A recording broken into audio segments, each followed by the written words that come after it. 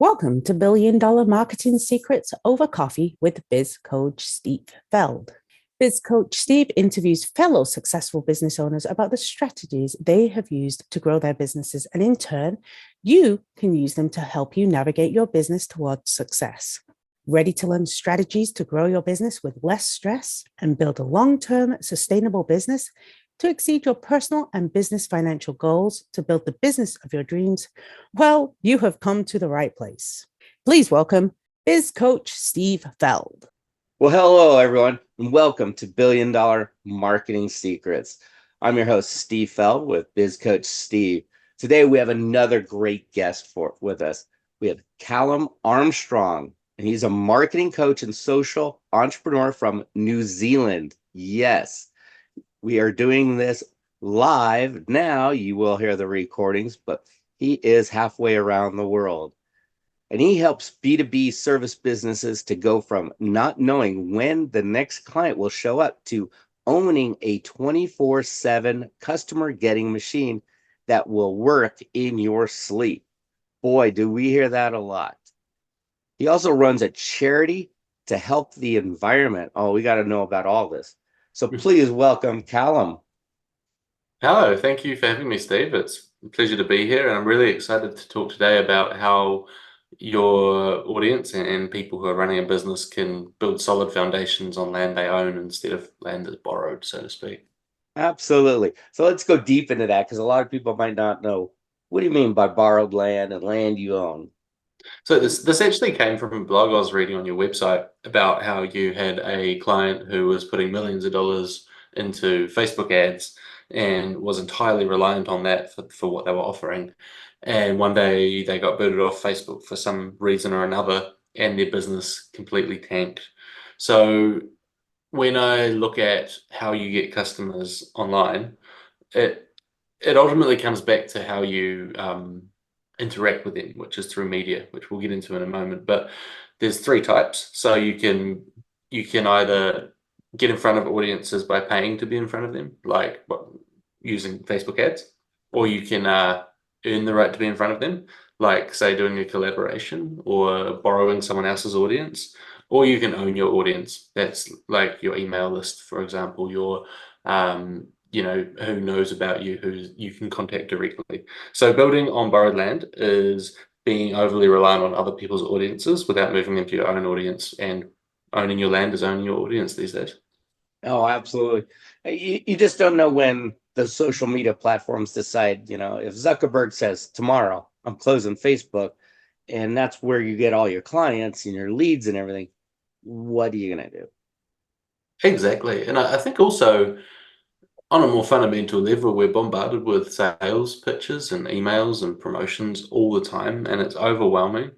And when you get someone to give you permission to market to them in a place where they're looking at every day, like their emails, that's a different type of relationship to someone seeing your advert on Facebook. Absolutely. I couldn't have said it better. So let's go right down that road. The permission. Yeah, for sure. So talk to us, because you want them to do 24/7. Hey, you're doing business in your sleep. And that's done through, well, which mediums? Yeah, for sure. Permission. It's funny you say that, actually. I was just getting a bit upset this morning about all these cold emails I'm getting from people that I haven't even given my contact details to. They obviously scraped my contact somewhere else.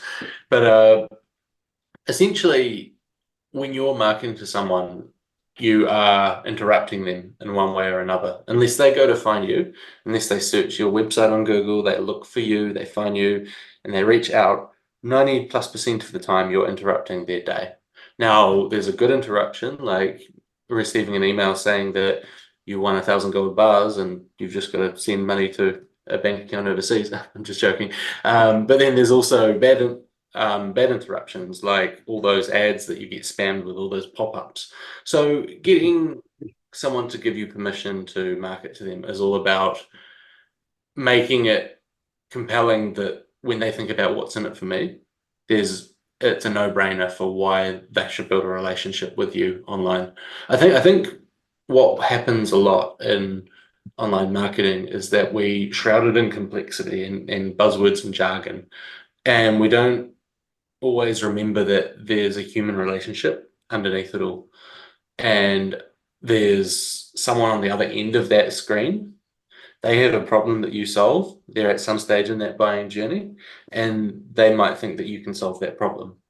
Offering your services to someone without getting permission from them is like going up to someone you've never met at a party and saying, "Hey, do you want me to coach you?" Right. It's not not a good way to start a relationship. So permission is just about opening it softly, really. Great. Since we're going down this road, it's like, what's a good way to, get the permission, if you will? Yeah. So do you mind if I talk about the stages in the buying journey? Because I think this will really help to explain it. So there's I guess whatever we buy, we always go through a number of stages. First, we're unaware that we have a problem. For example, the other day I was hungry and there was nothing in the cupboard. And so before I was hungry, I was unaware that I had hunger and no food. Then I looked in the cupboard, I was hungry, and I thought, oh no, there's a problem. I'm hungry and there's nothing I can pull out and snack on right now. So then I started looking at solutions. Do I go to the cafe down the road? Do I maybe bake a loaf of bread and wait a few hours till it's ready? Do I just not eat and go have a fast this afternoon? And then maybe if I'm looking at the cafe, do I go to this one or that one? Which item do I get off their menu? And then solution ready would be when you're at the checkout and you're buying. So typically getting permission from someone is when they're looking at their problems, they're aware of their problems, or they're potentially aware of their solutions. That's at about the stage when someone's buying that we'd normally look to capture their attention. And it can come in a number of different ways, but it's basically moving someone from an audience that you don't own into an audience that you own. And you do this by giving them what we call a lead magnet. This is some piece of value. It might be an ebook, but you've got a lot of ebooks that work well for you, right, Steve? Yeah. It might be a checklist, a template, a mini course, a standard operating process, a white paper, a cheat sheet. There's a million and one different ways. But when I think about what should the lead magnet be, there are a few key criteria that a good lead magnet fills. Firstly, it solves a customer's problem in advance that is along the journey to buy from you. So that on one hand, they're primed to be a good customer for you, and on another hand, they've had a chance to build trust with you and to get results in advance before they speak with you. And then next up is that the lead magnet should be something that's genuinely valuable. So in the first point, that means if you are a bakery, for example, not that a bakery would use a lead magnet. Let's say you're a business coach, you're not going to tell someone how to bake a lovely loaf of bread because it's just not going to result in doing business, and it's kind of a waste of everyone's time and resource. The second point is that, and this is something that I like to focus on, but I haven't heard elsewhere, is think about what would your customer be happy to pay for, but you're giving them for free. And that's a great way to think of it.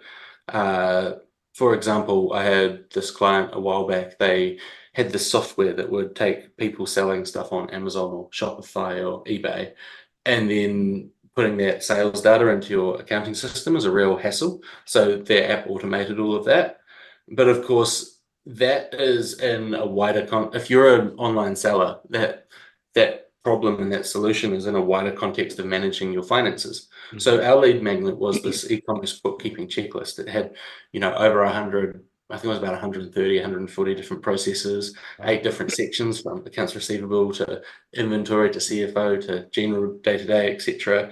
It had, stages 1, 2, 3 in your business, what phase you should implement it, where you can find more resources, how our app's better. And so then if you're this business owner that's got this problem that, hey, I need to get my financial management sorted, I would happily pay $20, $50, $100 for that checklist, that cheat sheet, and so that I can just fast track it and give it to my VA. But we give that away for free. So that's how we are getting permission onto someone's list. So this is a long-winded way of saying basically you want to give someone a no-brainer reason to go from being interrupted without wanting to be interrupted to being happy to be interrupted by you. Oh, excellent. Yeah, I teach this to our clients as well and teach this in workshops is we call it the buyer's journey. You got to Yeah. take them on a journey. And I know I get this question asked all the time, but I preach it from the rooftops, but could this be done having a lead magnet in any industry, in any business? I'm going to say no. And I'll tell you why in a moment, but what do you think? I think a majority of businesses, yes, but there's going to be outliners. Like if you're a government agency and you only work with, say, government and military in this one branch, you've just narrowed down your market so small, so it wouldn't work. That's when you need the one-on-one relationships. But let's say, you have a new widget that's the hottest thing. There's going to be a market out there. It's not going to hit everyone, but by having that lead magnet, the people who are on that journey who would like that, they will opt in. Hmm. Yeah, it's a really good way of putting it. I was thinking almost from the other side where you need a lead magnet if you're solving a problem. Mm-hmm. Well, it's valuable if you're solving a problem, but there are things that don't solve a problem. There is your local clothing store that just sells fashionable threads. There's the fidget spinners. There's, there might be things that are such low value that it's just not really Yeah, worth getting someone on your mailing list. Like, I'm just looking at my car and I'm thinking windscreen wiper blades. I'm not going to join your mailing list on 10 ways to get more use out of your wiper blades. It's just right. not an area that I really care enough about to join, but maybe people that are really into cars would. I'm not a car fanatic, right? Yeah, But yeah, I think there's always value in it, but in those lower ticket, lower right. involvement, more consumer driven purchases, your lead magnet can take a different form. It might be a quiz, it might be a giveaway, it might be a discount. The goal is to get them to give you permission to join your mailing list and receive emails. But Absolutely. that's not just because someone's on your mailing list doesn't mean that they're going to become a customer, or that Right. if you get 10,000 new people on your list doesn't mean any of them will be customers. You need the right people, not just whoever you can sign up. Oh, I couldn't agree with more. I mean, I don't, you and I both probably seen enough people just signing up people to, whoa, look, I increased my list. But it's like, what are you doing with them? Yeah, for Are you sure. trying So to what do you do sell with them them? right out of the gate and then they leave? Man. Yeah, there was a marketing consulting coaching business that signed me up. They had a really cool lead magnet. So I signed up and I thought I don't particularly want the service, but I'll go through the emails and see what happened. And I moved all the emails to a separate file in my inbox. And within a month, I'd received close to 60 emails. Every single one was a hard sales pitch. Mhm. But that's what you don't want to do. Um, Right. Exactly. Here's an example not to do. yeah, exactly. But at the same time, it is a Goldilocks zone. So I guess first you've got to get people onto your mailing list and you want the right people on. Right. That comes down to what your lead magnet is, what problem it's solving for your business and for your audience as well, and how you're promoting it. But once someone's on your list, you want to nurture and warm them up and you want to almost sort and filter the ones so that those that That's are an it. obvious choice, you're a no-brainer for them. They get in touch with you. And those that maybe are absolutely not a good fit, or either just going to stop opening your emails or unsubscribe. But on one hand, there is selling on every email. On the other hand, there is what I see some people do is that they're scared of asking for the sale, or they just sincerely care so much that education is more important than selling for them. So they'll just keep that. They'll have months of emails going out with nothing, even inviting someone to do business with Right. them. So you really want to find a Goldilocks zone in the middle. Could agree with you more. You were talking about the auto industry. I had a client who had large auto dealership. His problem was he's not getting well business.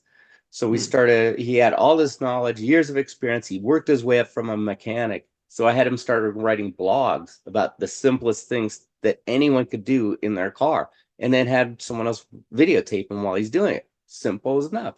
So we're posting on YouTube, all these places in his blog. We're putting on Quero, everything free.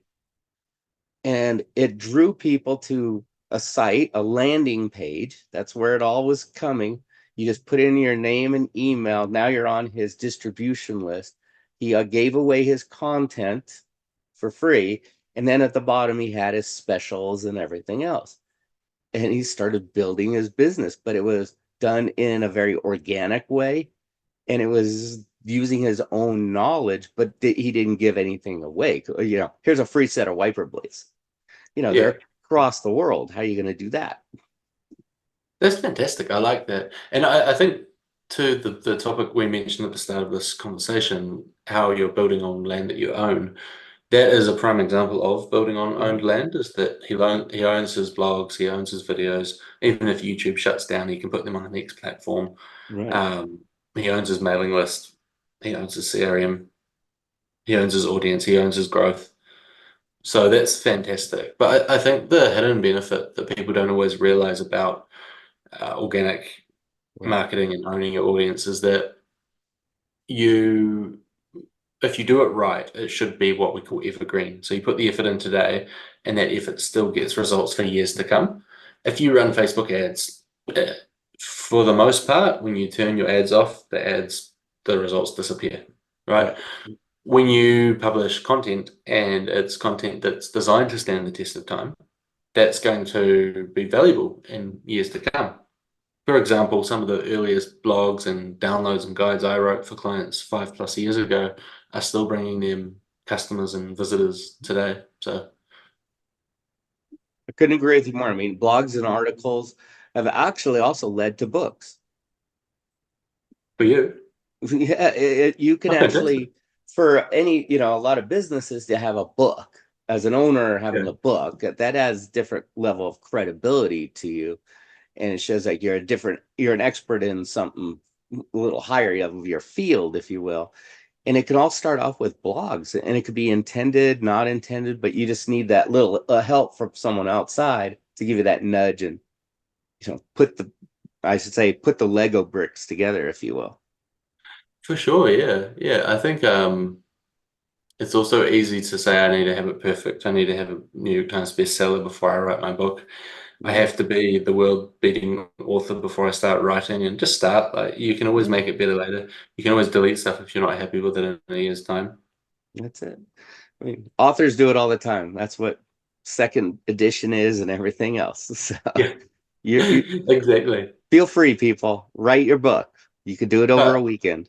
in saying that, there is also the risk. I'm like looking at all the ways that we can go wrong in marketing, right? Oh, Because I think everyone sells you a fancy, shiny object of how you can go right. But when things don't work out, that's when you see really interesting conversations.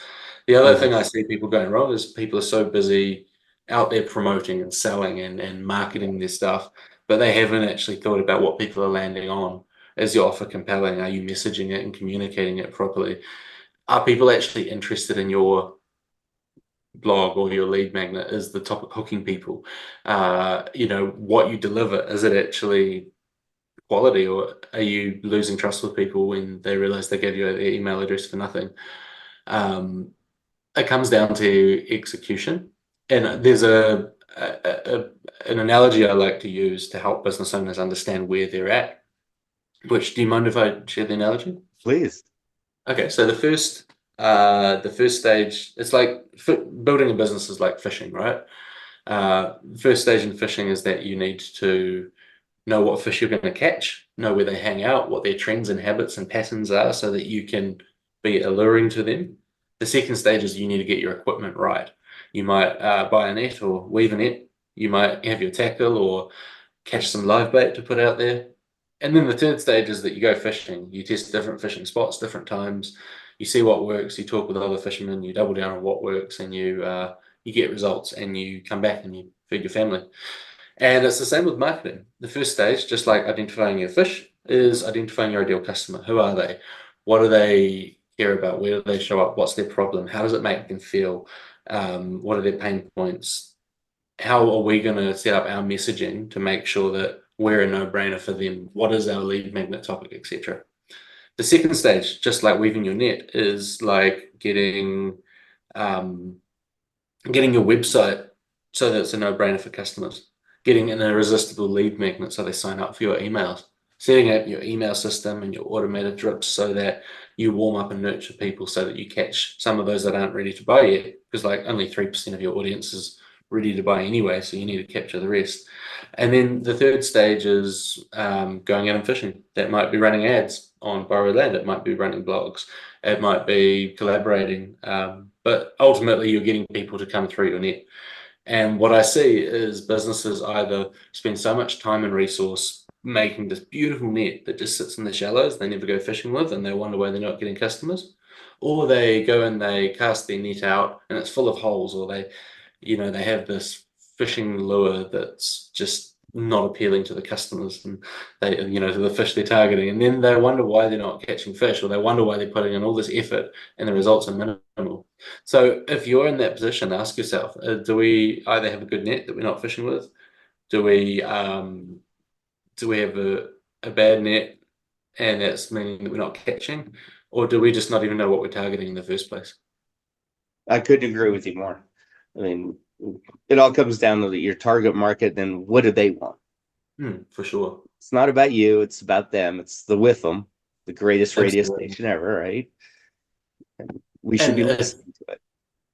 Sorry. And we should be listening to it. The funny thing is, it's not that hard to listen to with them. We get so caught up in our businesses. We're so passionate about our own vision for it. It's like the amount of times I've coached someone on their marketing and they've said to me, my website sounds silly. I don't know what to do about it. And I say, well, who's your ideal customer? Okay, what's their problem? When you solve it for them, what do they say? How do they work with you? How does that make them feel? And they run it all off. And I say, okay, this meeting's been recorded. Take the recording, go back, transcribe what you wrote, put that on your website, and then we'll just polish it up and you're done. It's so easy, right? Yeah. But it just like 99% of business owners, and I've been there a million times. I mean, I've owned and operated 7 businesses. I've been there. That I don't see the tree in front of my face and I'm standing in the middle of the forest, because you have so many things coming at you as a business owner.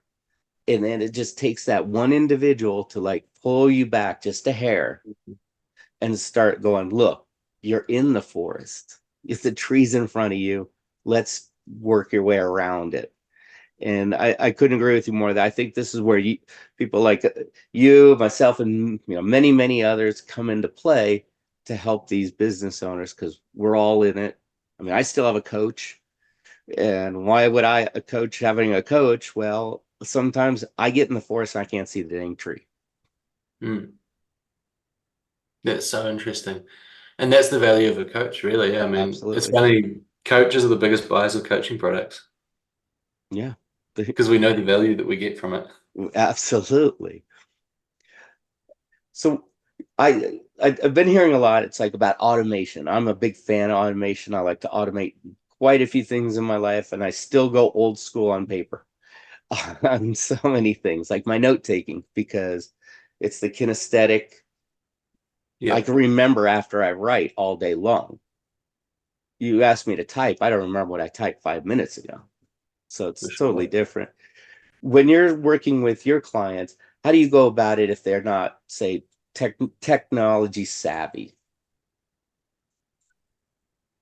Yeah, that's a hard one. I've worked with quite a few clients that aren't technology savvy. I have another business called Improve Your Business. It's a 2-3 minute newsletter, and my partner is 77 years old. He's an amazing dude. And he definitely brings the 50 years of business experience. But when we're trying to join on a Zoom meeting, it's not always the best time. And I've had that with some clients I've coached as well, where you can spend half your coaching call just trying to get them on the Zoom. I don't have a good answer for you, unfortunately.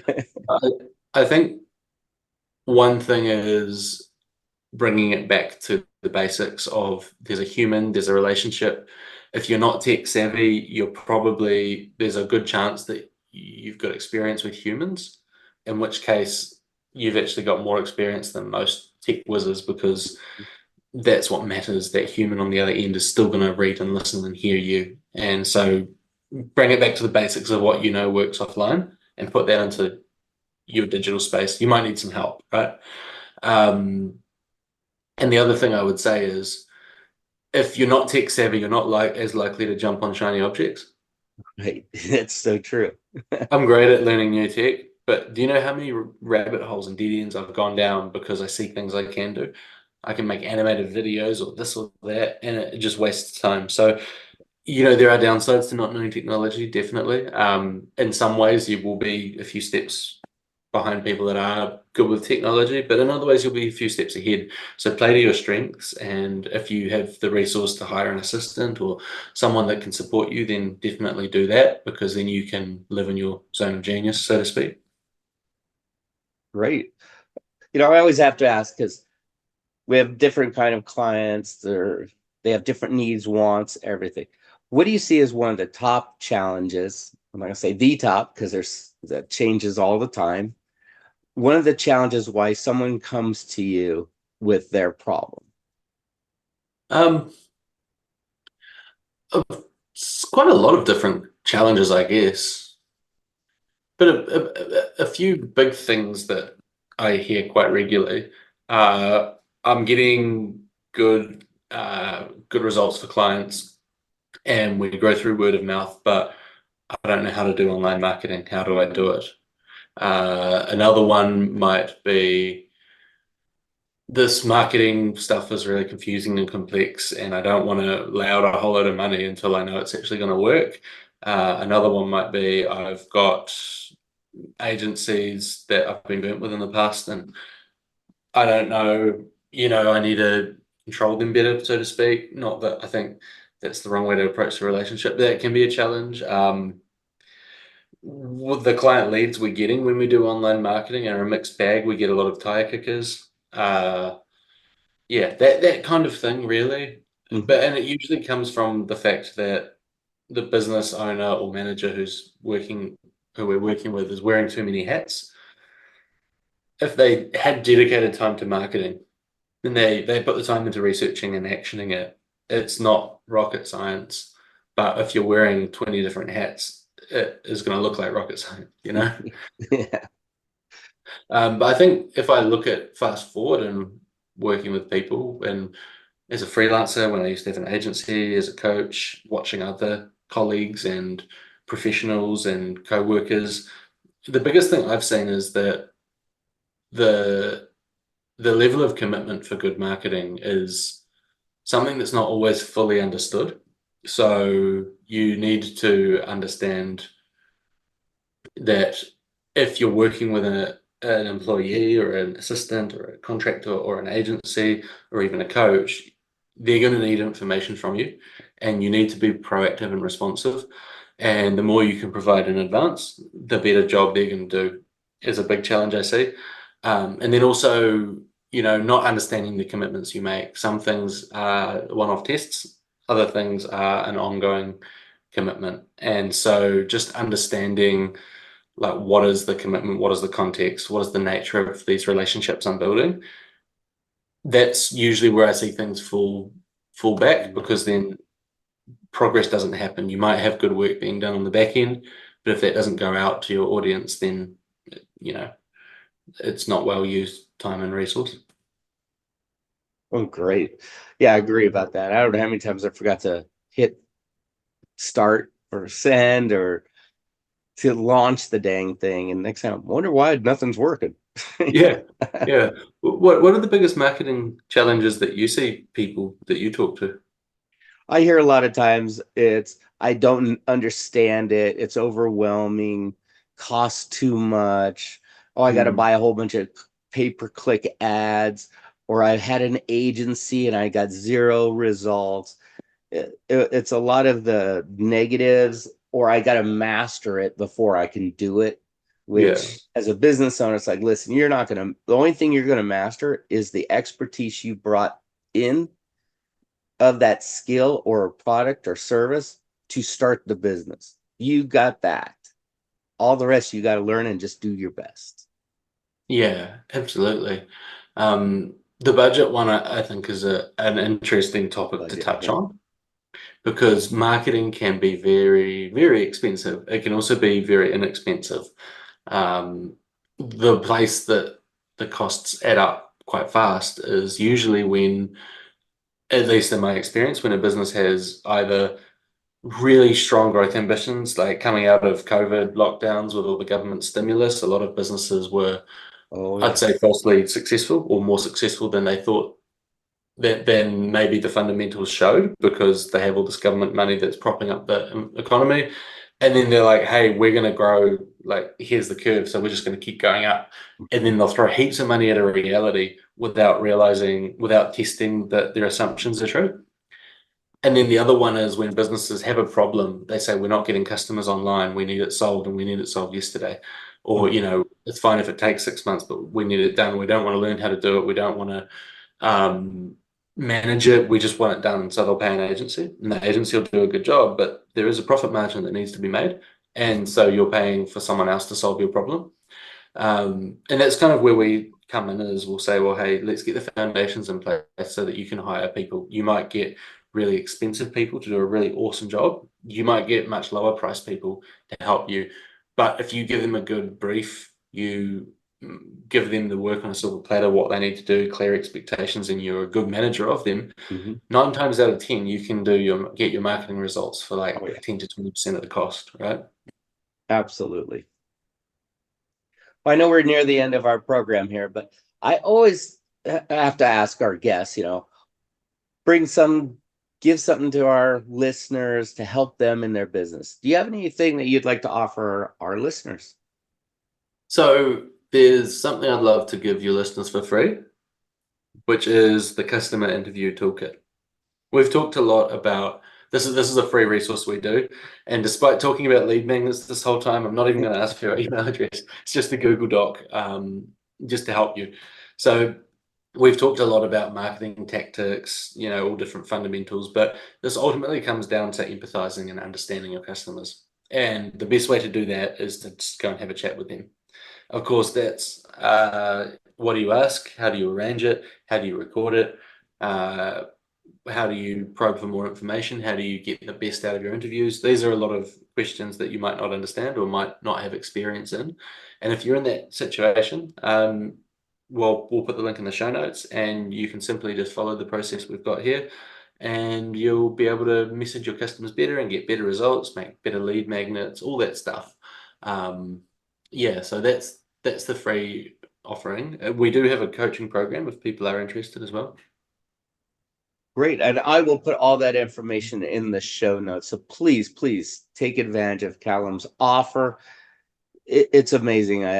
Talking about who are your real prospects. I've had this happen to me. I've had my clients happen to me. I was targeting 2 markets. Everything said those 2 markets. It was so specific. And then one day I woke up, realized I didn't have a single client in those 2 markets, but I was full and busy. So I asked my clients, why did you go with me? And they all said the exact same thing. They liked the message. They ignored the industry. So I took out the industry, and guess what? Nothing changed my business. It still was doing very well. Wow. So And I that's learned a so lesson. interesting. The message was hitting a market that I just didn't realize it was my target. Yeah, that's so interesting. And I guess, there are the quantitative factors like which industry, what size revenue, Right. where are they based? And I think we put way too much importance on this 9 times out of 10.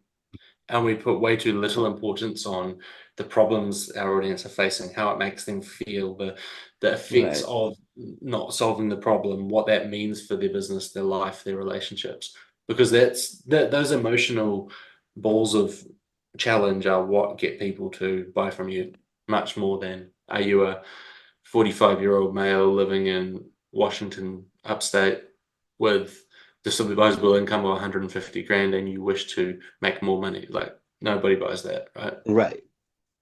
Well, yeah, absolutely. It's the emotional, and then you're going to get the feedback from your clients. Guess what? What they're telling you is your marketing material. So Exactly. listen. And get their testimonials, because those are Oh, gold absolutely. nuggets for all your marketing as well. Once they give it to you, you can use it in so many different ways. It's funny you mentioned that. Someone asked for a testimonial, and I found someone I got a testimonial in that same industry. Yeah. So I used that testimonial. It was like 8 years old, but still, guess what? I had the testimonial. Right. Oh, wow. Awesome. I just want to say thank you very much for being our guest here. Any parting thoughts before we're wrapping up? Yeah, no, thank you for having me. It's been a real pleasure. With your marketing, I would say consistency beats Hmm. magic. Like persistence beats resistance, right?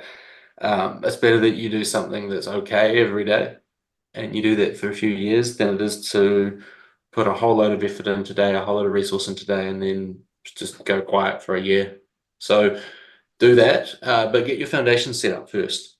Get your foundations in place properly. If you want help with getting the right marketing foundations, your messaging, your website, your lead magnet, your funnel, the bottom parts of your funnel, so to speak, I can definitely help you with that. And yeah, thank you for listening. Oh, excellent. Well, folks, please take advantage of Callum's offer. All the information will be in the show notes. And if you have any questions for him, please feel free to reach out to him.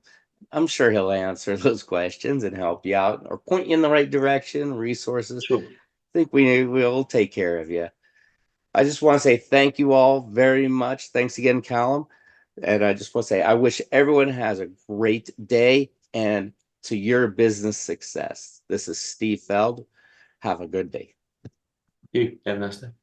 We hope you liked today's guest on $1 Billion Marketing Secrets Over Coffee. If you'd like to see how much hidden revenue we can uncover for you, well, click on the link in the show notes to speak with Steve. Mention the podcast when you book the meeting. You will receive a special gift. Make sure to like this episode and subscribe to this podcast to hear other great proven business leaders share their strategies to help you grow your business.